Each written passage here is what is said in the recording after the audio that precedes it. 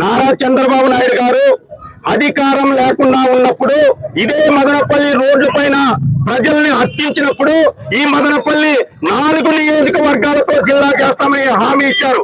Mini మానాల్లో జిల్లా చేస్తామని, మదనపల్లి జిల్లా చేస్తామని హామీ ఇచ్చారు. కానీ ఎక్కడ చేశారు?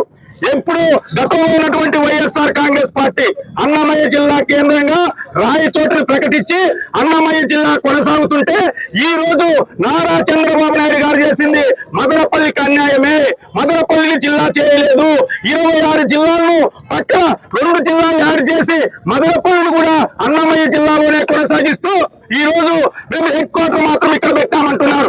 నేను ప్రజలకి అడుగుతున్నా, ప్రజలకు తెలుసుకోవాల్సినటువంటి విషయం ఏమంటే వైఎస్ఆర్ కాంగ్రెస్ పార్టీ పెట్టినటువంటి హెడ్ క్వార్టర్ చంద్రబాబు నాయుడు గారు మార్చగలిగితే చంద్రబాబు నాయుడు గారు పెట్టినటువంటి హెడ్ క్వార్టర్ ని జగన్మోహన్ రెడ్డికి చేత కాదా?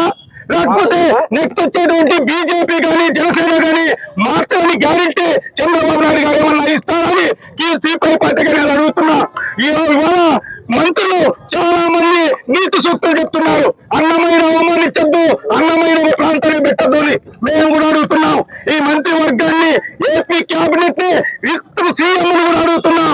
మీకు అన్నమైపోయిన చిత్తశుద్ధి ఉంటే అమరావతికి పెడతారా, తిరుపతికి పెడతారా, కడప జిల్లాకి పెడతారా? మీకు అంత శక్తి ఉందని కూడా మేము అడుగుతున్నాం. నిజంగా మీకు అన్నమయ్య పైన చిత్తశుద్ధి ఉంటే రాయచోటి, రాజ్యంపేట, కోడూరు, అవసరమైతే కడప జిల్లాలో ఒక నియోజకవర్గాన్ని తీసి అన్నమయ్య పాదాల దగ్గర జిల్లా కేంద్రాన్ని పెట్టండి. మదనపల్లికి ఇచ్చినటువంటి మాటలు నిలబెట్టుకోండి. అంతేగాని ఇంకో కాకమ్మ కథలు చెప్తే ఇదే పరిస్థితి లేదు. మదనపల్లిలో ఉద్యమం కొనసాగుతుంది.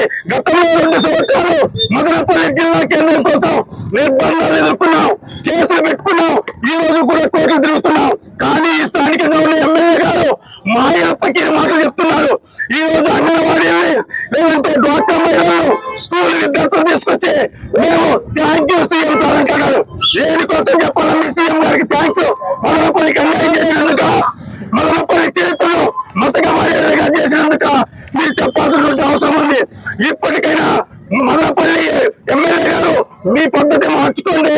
మదనపల్లి మీ మంత్రి పదవి కోసం తాకట్టు పెట్టద్దండి.